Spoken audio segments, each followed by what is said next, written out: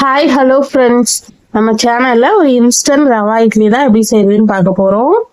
இது வந்து இட்லி தோசை மாவு இல்லாத டைம்ல சட்டன் செஞ்சிடலாம். நல்லா சாஃப்டா சூப்பரா செஞ்சிடலாம். இதுக்கு சைடிஷா நான் வெள்ளை குருமா தான் வச்சிருக்கேன். ரவா இட்லிக்கு வெள்ளை குருமாவுக்கும் காம்பினேஷன் சூப்பரா இருக்கும். இப்போ ரவா இட்லி செய்யறதுக்கு 2 கப் அளவுக்கு ரவை எடுத்திருக்கேன். 1 கப் ரவைக்கு 1 கப் தயிர், அந்த கணக்குல 2 கப் ரவைக்கு 2 கப் தயிர் சேர்த்துக்கோங்க. நல்லா கெட்டியான கொஞ்சம் புளிப்பு கம்மியா இருக்க தயிரா சேர்த்துக்கோங்க. சேர்த்துட்டு இதை நல்லா கலந்துட்டு ஒரு 1/2 கப் தண்ணி ஊற்றி கொஞ்சம் லைட்டா லூஸா இருக்க மாதிரி நம்ம கலந்துக்கலாம். இந்த மாவு வந்து ரவை கூட ஊறும் போது இன்னும் கொஞ்சம் நல்லா கெட்டியாயிடும். அதனால 1/2 கப் தண்ணி சேர்த்துட்டு நல்லா கலந்து விட்டுட்டு இதை வந்து ஒரு 1/2 மணி நேரம் ஊற வச்சுடுங்க. இப்போ குருமா செய்யறதுக்கு மிக்சி ஜார்ல 2 துண்டு இஞ்சி, 5ல இருந்து 6 பல்லு பூண்டு, ஒரு 1/2 வெங்காயம், 2 டேபிள் ஸ்பூன் அளவுக்கு பொட்டுக்கடலை, ஒரு 5ல இருந்து 6 பச்சை மிளகா, 10 முந்திரி, 1 டீஸ்பூன் அளவுக்கு கசகசா ஊற வச்சிருக்கேன். அதையும் சேர்த்துட்டு 1 டீஸ்பூன் சோம்பு சேர்த்துக்கோங்க. சேர்த்துட்டு ஒரு 1/2 முடி தேங்காவை இந்த மாதிரி தோல் நீக்கிட்டு கட் பண்ணி சேர்த்துக்கோங்க. அப்பதான் குருமா வெள்ளையா இருக்கும்.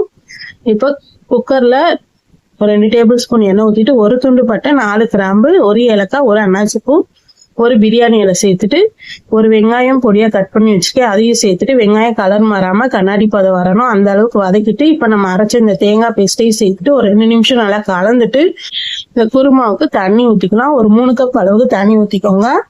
அப்புறம் இதுக்கு தேவையான அளவு உப்பு சேர்த்துட்டு நல்லா கலந்துக்கலாம். ஒரு நல்லா கெட்டியான தக்காளி பழம் எடுத்திருக்கேன். அதை வந்து விதையெல்லாம் நீக்கிட்டு இந்த மாதிரி கட் பண்ணி சேர்த்துக்கோங்க. சேர்த்துட்டு குக்கர் மூடி போட்டுட்டு கரெக்டா ஒரு விசில் விட்டு எடுத்துக்கலாம்.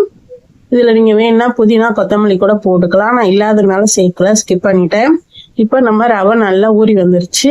இப்ப இதுல ஒரு 1/2 டீஸ்பூன் அளவுக்கு சோடா உப்பு, அப்புறம் இதுக்கு தேவையான அளவு உப்பு சேர்த்துக்கலாம். சேர்த்துட்டு ஒரு 1/4 கப் தண்ணி சேர்த்துட்டு நல்லா கலந்து விடுங்க. இது வந்து நல்லா இட்லி மாவு கன்சிஸ்டன்சிக்கு வரணும். அந்த அளவுக்கு தண்ணி ஊற்றி நீங்க நல்லா கலந்து விடுங்க. இப்போ இட்லி தட்டுல எண்ணெய் ஊற்றி வச்சிருக்கேன், எண்ணெய் தடவி வச்சிருக்கேன். அதுல கொஞ்சமா ஒரு முந்திரி, கொஞ்சம் கேரட் துருவி வச்சிருக்கேன், அதையும் சேர்த்துக்கலாம். சேர்த்துட்டு இப்ப நம்ம ரெடி பண்ணி வச்சிருக்கேன் இந்த ரவா பேட்டரை இந்த மாதிரி புளியில ஊத்திக்கோங்க. ஊத்திட்டு கரெக்டா இதை வந்து ஒரு 15 நிமிஷம் நம்ம வேக வச்சு எடுக்கணும் இட்லி பானையில.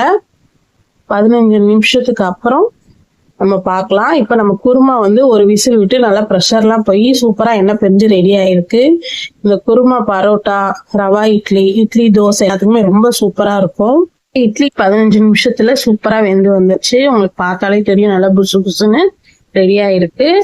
இதோட ரெசிபி உங்களுக்கு பிடிச்சிருந்தா லைக் பண்ணி சப்ஸ்கிரைப் பண்ணிக்கோங்க, ஃபாலோ பண்ணிக்கோங்க.